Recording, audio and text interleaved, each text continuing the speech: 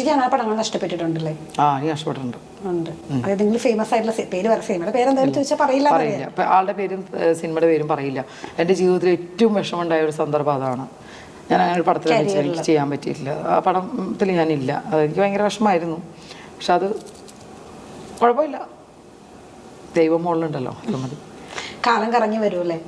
Okay. പക്ഷെ എനിക്ക് സമയം എപ്പോഴും കിട്ടും, ഞാൻ പറയും. പറയേണ്ടി വന്നാൽ പറയുമല്ലോ നമ്മൾ. ഞാൻ ചോദിക്കുന്നത് ഇപ്പോൾ ഈ സമയമായിട്ടില്ല പറയാന്ന് പറഞ്ഞില്ലേ, അത് ഈ സമയം എന്നാ ഉദ്ദേശിക്കുന്നത് എന്തുകൊണ്ട്? കാരണം ഇപ്പോൾ ഞാൻ നോക്കിയിട്ട് ഇപ്പോഴാണ് കറക്റ്റ് ടൈം. എല്ലാവരും അവരുടെ അനുഭവങ്ങൾ ഓപ്പൺ അപ്പ് ചെയ്തുകൊണ്ടിരിക്കുകയാണ്. എന്താ ഞാൻ പറയില്ല. ഇപ്പോൾ ഞാൻ എങ്ങനെയൊക്കെ തെറ്റ് തിരുത്തി, തെറ്റ് മനസ്സിലാക്കി വരട്ടെ. ചേച്ചിയോട് സോറി പറഞ്ഞിട്ടുണ്ടോ അയാള്? ഇല്ല, ഒരിക്കലും ഇല്ല. ഈ നിമിഷം വരെ ഇതുവരെ ഇല്ല. എന്നിട്ട് അങ്ങനെ ഒരാളോട് ചേച്ചി തന്നെ ക്ഷമിക്കണം? അവരോടല്ല ഞാൻ ക്ഷമിക്കുന്നത്. അവരോട് ഞാൻ ക്ഷമിക്കൂലല്ലോ.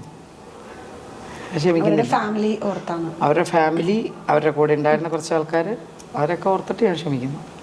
അത് വലിയൊരു വിഷയമായി തീരും, വലിയൊരു വിഷയം. അതുകൊണ്ട് ക്ഷമിക്കുന്നു.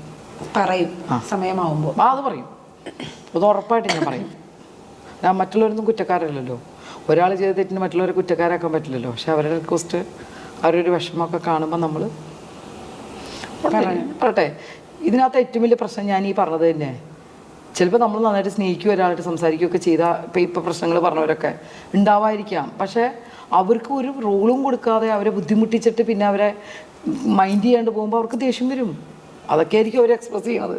പക്ഷെ ഞാൻ പറയണത്, അങ്ങനെ തീരുമാനത്തോടുകൂടി ചെന്നിട്ടാണല്ലോ അങ്ങനെയൊക്കെ പ്രശ്നം ഉണ്ടാവണത്. നമുക്ക് പറ്റാത്തതാണ് ഇട്ടിട്ട് പോരണോന്നേ. വേറെ എത്രയോ ജോലി നമുക്ക് ചെയ്യാം.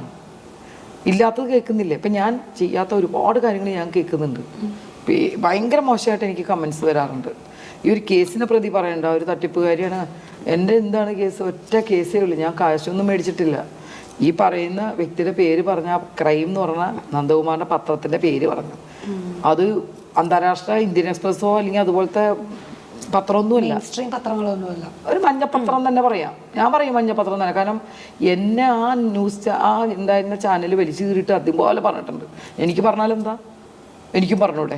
കൊടുക്കട്ടെ, പുള്ളിക്കെതിരെ പറഞ്ഞെന്നും പറഞ്ഞു. അതിൽ കൊടുത്തിട്ടല്ലേ ഞാൻ പറയണത്, കൊടുക്കാതിരുന്നൂടെ? അപ്പോൾ അത് വിശ്വസിക്കുന്ന കുറേ ആൾക്കാരുണ്ട്. ഞങ്ങൾ കുറേ അനുഭവിച്ചല്ലോ.